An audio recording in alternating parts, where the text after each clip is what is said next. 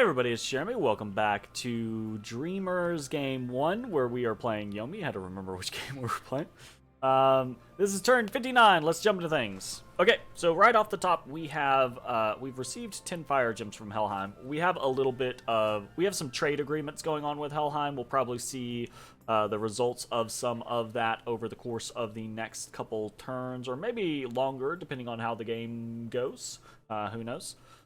So, yeah, we've got that. And then we get to see that Helheim has taken the Golden Throne. So, boom, Helheim, Golden Throne. So, this actually does bring Helheim's throne count. If we go check this real quick, this brings Helheim's throne count to 5 thrones. So, 1 off of a victory. But the overall kind of like sense of the game right now is not overly pressured. Helheim is not currently threatening a 6th throne, and Lanka and Ubar are both threatening thrones that Helheim currently has. That's not to say that something tricky or unexpected might not happen, but that is kind of like the current sense of the game, right? Is that Helheim has 5 thrones right now, but most people generally don't feel concerned that they're going to win the game at this moment, right? If something else drastically changes, sure, but at this moment, no. Then we have a couple of site searches going on. We have cast Auspex with our god, and we found a canyon of wild places and a mirror wall palace. Okay. This is a big fucking deal. This is a big fucking deal. We have been starved for air income. And in a single turn, I feel vindicated. In a single turn, we get a Canyon of Wild Winds, which is +2 air, and a Mirror Wall Palace, which is +3. A single cast of Auspex, and we get 5 air gems per turn added to our income. That is massive. That is huge for us, really. It really is. Very, very, very, very excited about that. And not only that, but the Mirror Wall Palace also gets us access to sorceresses, which are astral air, which we can mix into the communions that we have with, with our lizard shamans, and we can actually get relatively high up into some air access. Well, not only that, though, but just having access to base 2 air is pretty useful for a lot of different things. So that's very, very, very, very exciting. We're definitely going to have to do something with that. So real cool. We did a reanimation. We did a arcane probing. Found a Mooncatch Lake. So Mooncatch Lake is cool because it is both an astral and a water site. So real fucking neato there. Gnome Lore found nothing. Haruspex found nothing. Augury found nothing. And our Voice of Apsu found a waterfall. So that's another water gem and another air gem. So in a single turn, we added 6 air income. We over doubled our air income. We added 2 water income, which is like a third of our water income. And we added another Astral Pearl, which is an 1/8 of an increase. So very, very, very, very good turn for our site searching. So super duper incredibly excited about that. Very, very, very, very happy. So just to reinforce, gym income is air +6, water +2, and astral +3. So really, really cool. I am ecstatic about this. And then we have some battles. So what do we got going on? We've got we attacked in Great Mountains. And this is just a single Dione trying to give us a buffer zone as we take the throne in Merenni, or not throne, the fortress in Merenni. And this is just up against a little bit of PD. No big deal. Easy peasy. So we win in Great Mountains. We get attacked in Shambolic, and this I thought was interesting, right? Like, this came out of his capital. It's just a stack of undead, right? And of course he pops the province defense there, but he's basically just showing what he has access to here in the Long Dead and Long Dead Rephites, right? And this is very, very interesting, I thought. So, good to know that. We get to witness Hinnom attacking Lanka, and this is just a Melkart with a flambeau, so that's very cool. We know he's going to win there, so no big deal. But we do know, right, one of his Melkarts, one of his demon-killing Melkarts is slightly away from home. That's good. We attacked on Hinnom, and this was just an effort to try to keep him from being able to do anything in the province. Recruit, or move things around, etc., etc. And there's actually not much here, so we might actually be able to do this. There's a chance that we don't, but we're probably good here. Drop on down, and yes, great target selection. Immediately basically killed the leader. Everyone runs. Easy victory for us there. So cool, we have besieged Hinnom itself. And we have attacked in the Fortress of Merini. I don't think there is a lot here. And that is basically confirmed. There's just a single Ami here. This is not going to be anything. Our wolves could probably do this on their own. So. Easy. Probably going to lose a little bit because of our barrages from our Akaonis, but we won't actually lose too terribly much. Yeah, we lost 2 Ko-Onis and 2 Akaonis, so no big deal there. Very cool.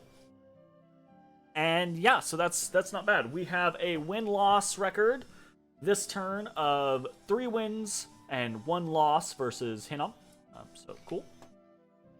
And that means we have taken the Fortress of Merini, which is right next to their capital. This is going to be a great control point, threatening Hinnom's capital, etc.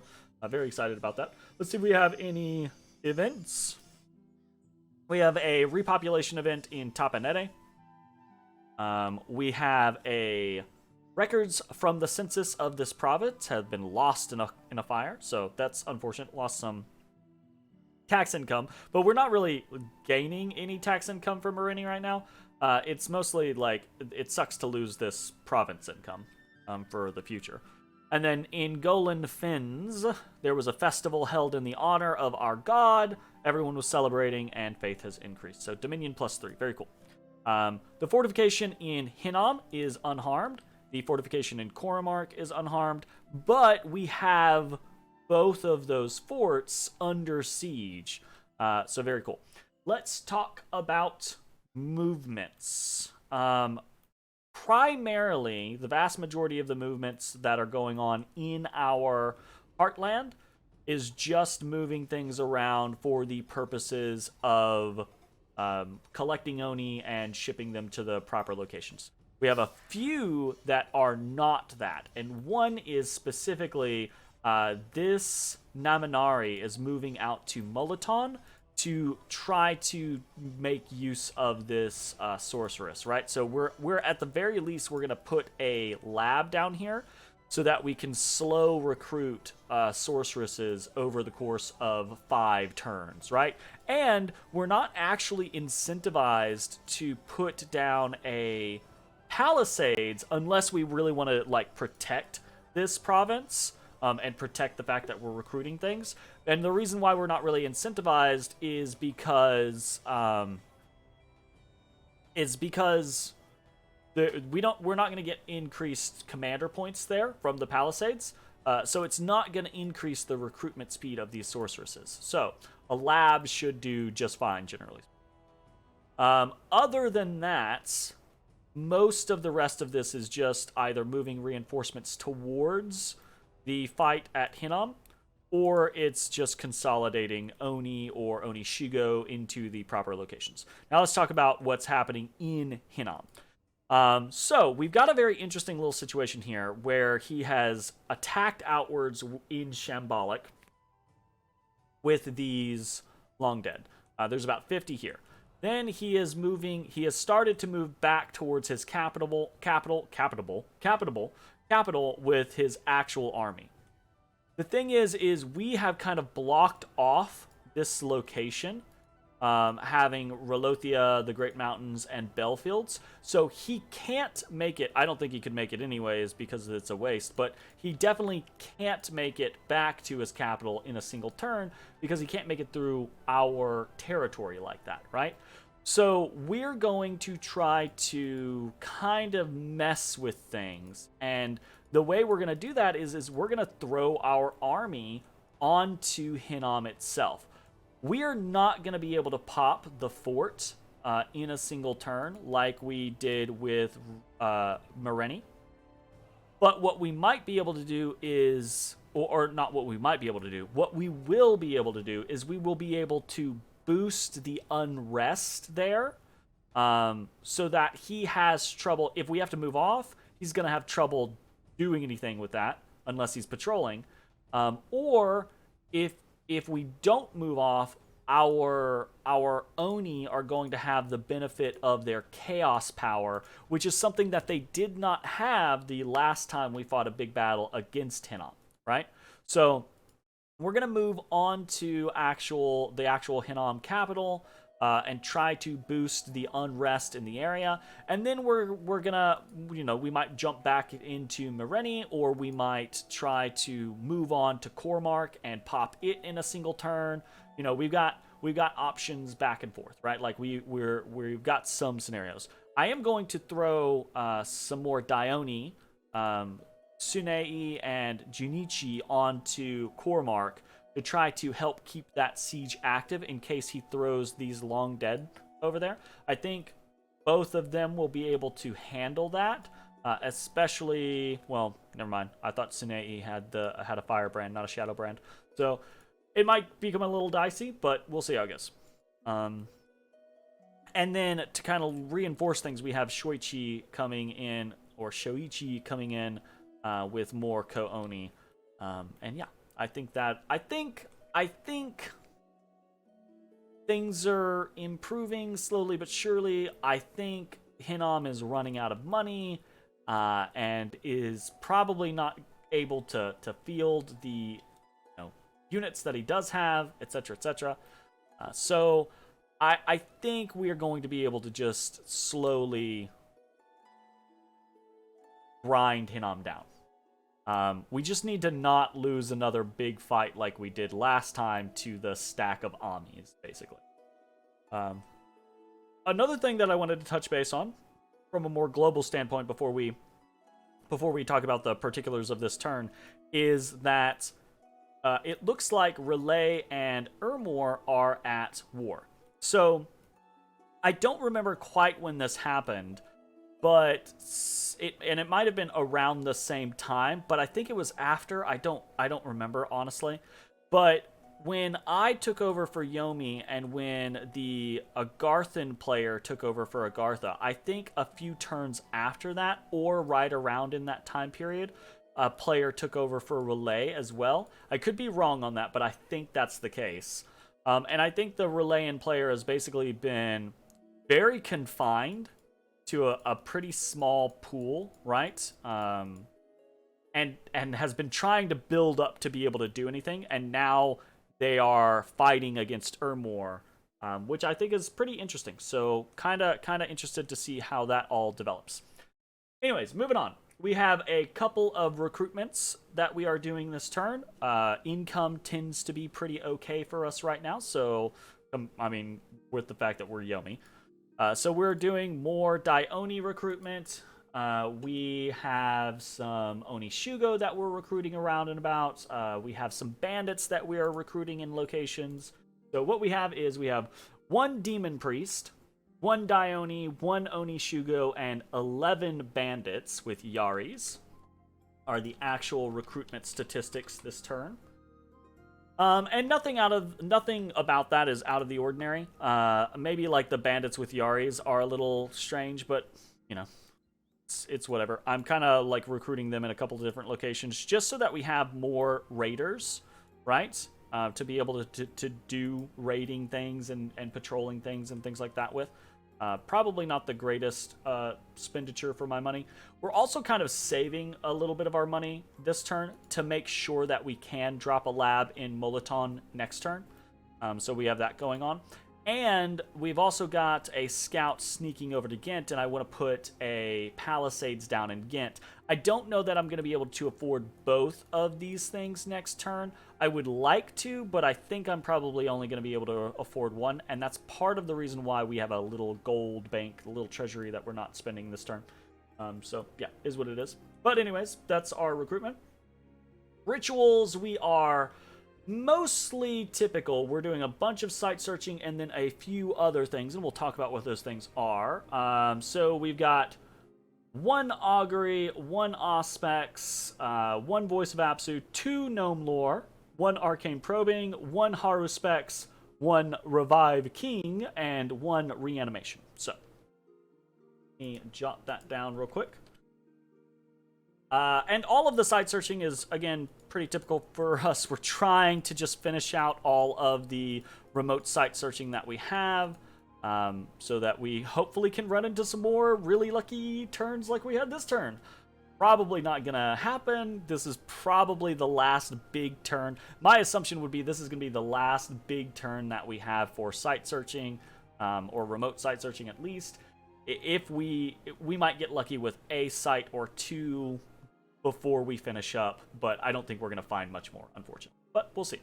And then as far as the reanimation goes, we're continuing to do reanimation over here in Grey Mountains. Again, trying to just create a full stack for Paswound, one of our Mound Kings. And then over in... where is it? Trying to recall where we are actually... oh, we're reviving a Mound King in Yomi. And part of that is for some of these units, right? Is just the concept of... well, I say some of these units. I might start reanimating in Yomi again as well. It's... we are getting better, right? Like with the various locations that we have, we're doing a better job of spawning free spawn in Missia, in Iron Caverns, and Strongdale, and Grey Mountains. Starting to try to do stuff in Scardian Vale. We keep having difficulties in the below because we keep having our Dominion pushed, and we can't free spawn if we don't have Dominion. So that's a problem. That's actually one of the potential reasons why I'm recruiting a demon priest, by the way, is to go preach in the below. We don't have to have a lot of Dominion. We just need one candle. We need it to be our Dominion so that we can free spawn there. So potentially going to do that. We'll see how it goes though. But yeah, I'm mostly just trying to open up my options. Mound Kings have slightly more undead leadership than our base demon generals do. So we'll see how it goes. What else do we have? We have some forging this turn. We have 2 Lightless Lanterns. We have 1 Owl Quill, 1 Shade Mail Habergen, 1 Skull of Fire, 1 Amulet of Anti-Magic, and 1 Lightning Rod. So we got a lot of things to talk about with that development. So where to start? Okay, so the 2 Lightless Lanterns are, those are simple. We've been doing those for a while. We will continue to do those basically as long as we have the fire income in order to boost our research up, which has been doing very well. But now that we have some air income, our flexibility is increased a little bit. And what does that mean? So that, I think, means that we can supplement with some owl quills here or there every once in a while, right? In order to... basically, we've got a lot of people who have owl quills and lightless lanterns, and then we have a couple of people that just have Lightless Lanterns, right? Because we stopped the production of owl quills. Throwing in some owl quills there is potentially a good way to maximize the research that we have, since we have a body issue, right? Like, we have a researcher bodies issue, right? Just we don't have the ability to produce as many researchers, so each of those researchers needs to be researching for the maximum amount that they can. So our choice there is to either have owl quills for air or to have skull mentors for death. And the skull mentors would be better, but they are also more expensive, and we really want to aim for Well of Misery here in a turn or two. And that means that we don't really have the space for the death gems right now, right? But in a couple turns, we might, right? So right now, we're going to do owl quills here or there. In a couple turns, we might switch over to skull mentors here or there, right?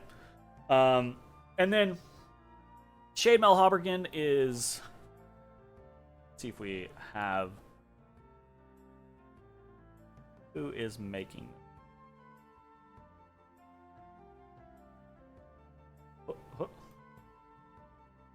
There we go. Okay, so I'm going to show this off because we haven't forged it in this game, I don't think, yet. So this is a Death Gems 10, Earth 5 armor. And it's not a very good armor, particularly. But what it does do is it gives the unit stealth.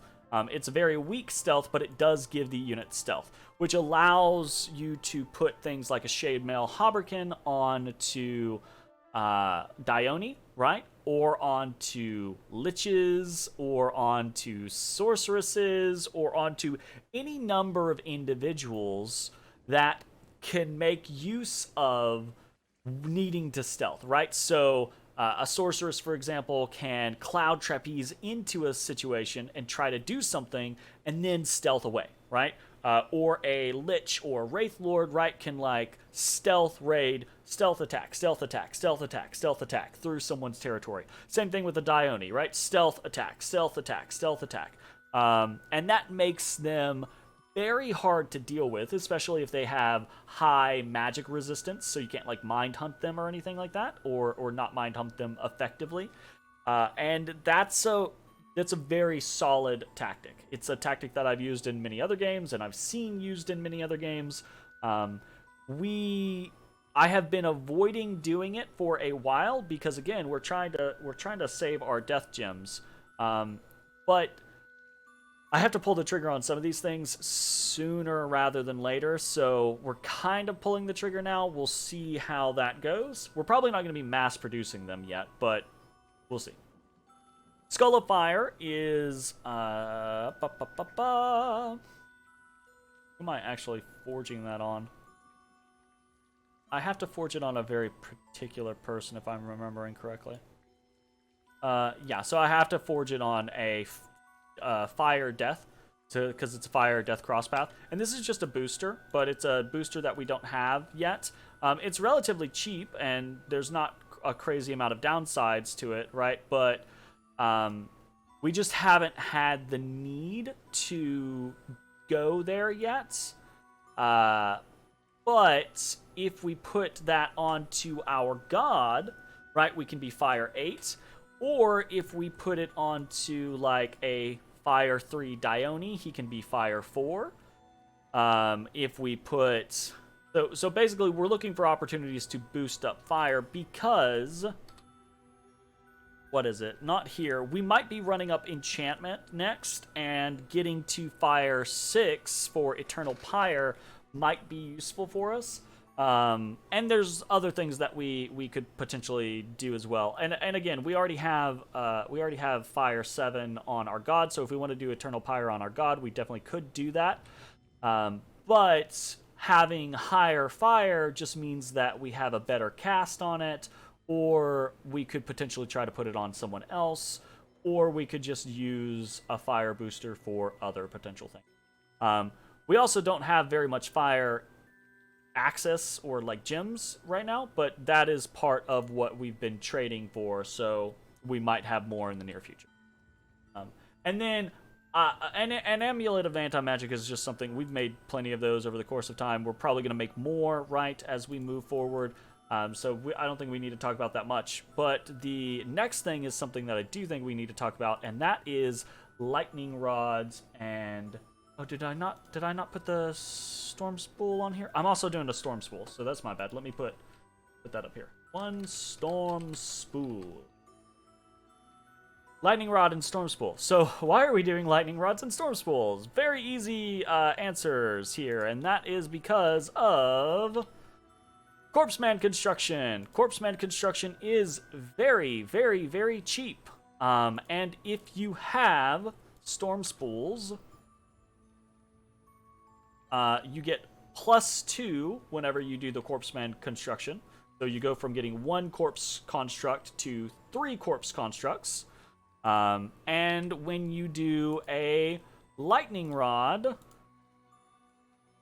you get 3 additional corpse constructs. So for the price of 1 air gem, you get 6 corpse constructs. They're not great, but they do take, buffs fairly well, and they're very cheap, very efficient siege chaff because they're actually relatively strong, unlike Long Dead, right? We have not been doing those because we didn't have the air gems to really to spare for that type of shit. Getting 6 air income in a single turn basically means we have way more flexibility to utilize things like that. So we are going to put up basically a factory or factories in several different locations now. We're going to put one in Scardian Vale. We're probably going to put one in Grey Mountains. I think we might put one in Strongdale or Iron Mount Caverns, Missia, somewhere like that. And we might put one in the Below. So what we need though is we have to have an Onishugo with air and death, right? So we have one in Grey Mountains right now. We have one in Scardian Vale right now. We don't have one in any other location that I remember. We do have some Dionis, but that's kind of like beyond what we should probably be doing with the Dione. But that's kind of like, we're probably, I don't know how many we're going to have, but we're probably going to have between 2 and 4 factories of Corpseman constructs, right? Because we can get 6 per turn, 10 turns, that's 60 units. Those 60 units are actually pretty strong. They can siege down a fort very quickly just on their own, etc., right? So that's, I don't know. We could potentially use those air gems for other things. So it does kind of depend on what else becomes an option, right? But for now, I think that's an easy way for us to convert some of our newfound power as far as air gems or newfound income into power. So that's the plan there. And now I've yacked for basically like 10 minutes on why I'm making the items that I'm making. And that's honestly pretty much it. Next turn, we will have Conjuration 8, right? Conjuration 8 is going to give us access to Well of Misery. Very excited about that. Manifestation, potentially very useful for us. And Fairy Court, which I think is going to be very, very useful for us. We have enough nature gems to cast a Fairy Court. I've been trying to be kind of sensitive towards how many nature gems I use the last few turns. So we're definitely probably going to cast a Fairy Court immediately in order to get a Fairy Queen. We will probably be waiting a single turn on our Well of Misery cast. I have Tomokazu going here to Flemiston.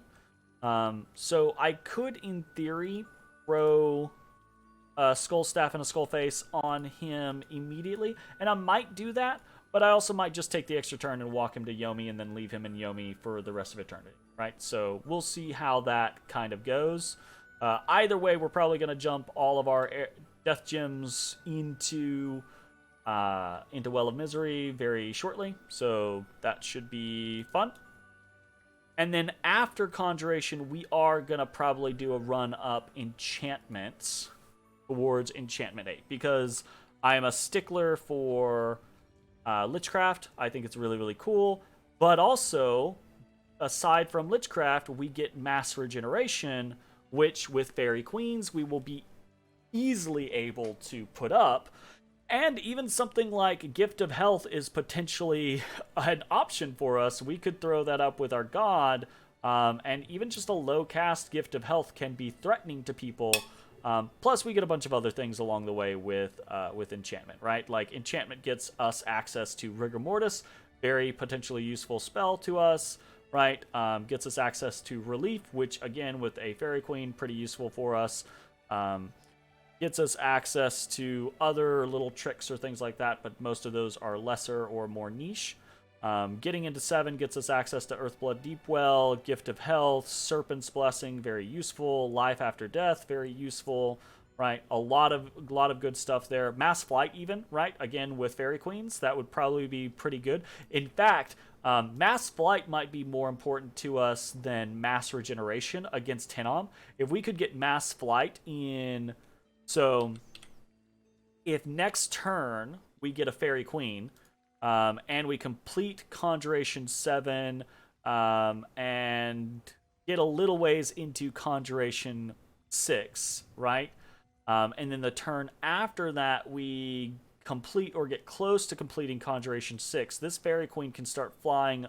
We can do a Fairy Queen, and then next turn start flying the Fairy Queen towards Tenom. Basically, we can like try to do a little dance, bring in a Fairy Queen that he doesn't see, and then suddenly pick a fight with his big army and do a mass flight, right? And then drop in behind on that, because we've had no real... Well, I say we've had no real ability to do that. We have a couple of like Dione that we've been doing that with, so maybe it won't be as unexpected as I would assume. But anyways, it's definitely an option that we could do, and maybe it would have really good dividends. And then obviously, like, once we get to Enchantment 8, there's a lot of stuff there. A lot of defensive buffs like Firefend, Thunderfend, Frostfend. Getting Lichcraft and Mass Regeneration are really strong, etc., etc. Anyways, I think that is probably going to be it for this turn. Thanks for watching. We'll see you next time. Bye-bye, everybody. Hey, everybody. Thanks for watching. If you enjoyed the video, consider leaving a like, commenting, or subscribing. It really helps me out. If you'd like to see me live, head over to my Twitch at twitch.tv/thedistanthorizon.